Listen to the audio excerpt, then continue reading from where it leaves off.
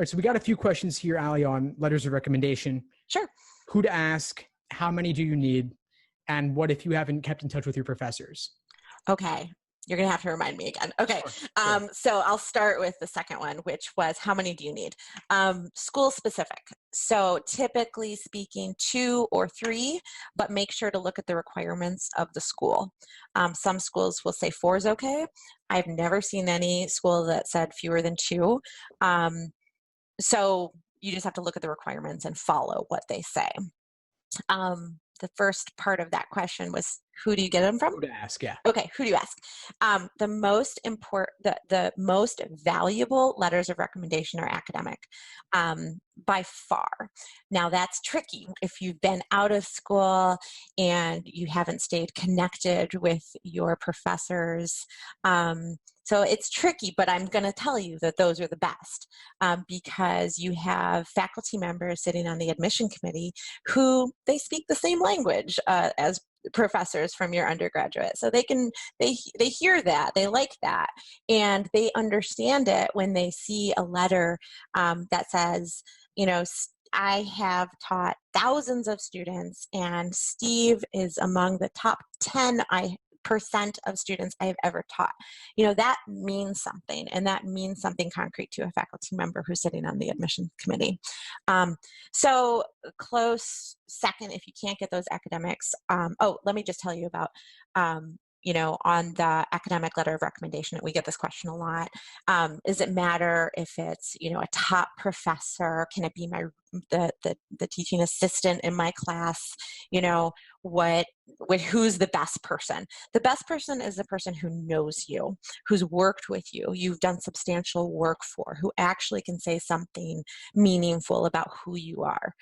So the title is not nearly as important as the relationship you've had with that academic reference.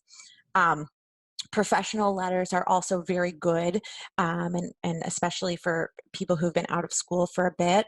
And the key with those, I would say, is to have them be strategic about what they write in them. And you have kind of limited control over that, but you can certainly give them some suggestions as to what they might talk about in the letter.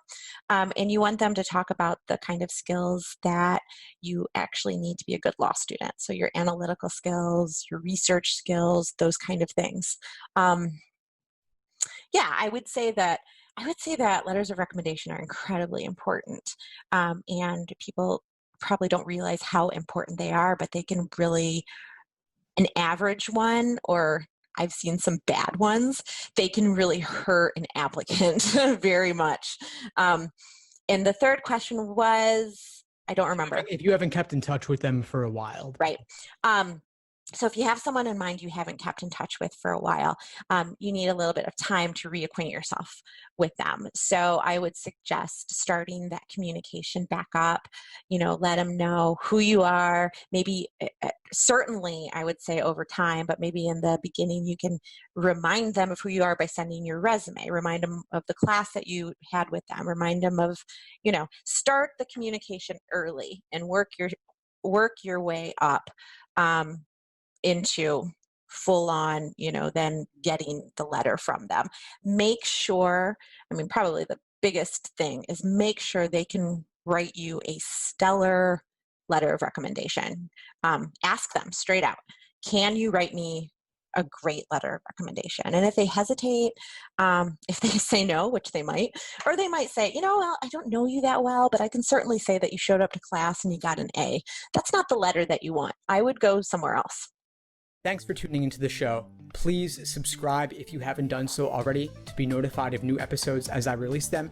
And feel free to reach out if you need anything at all as you move forward with your prep. I'm happy to help however I can.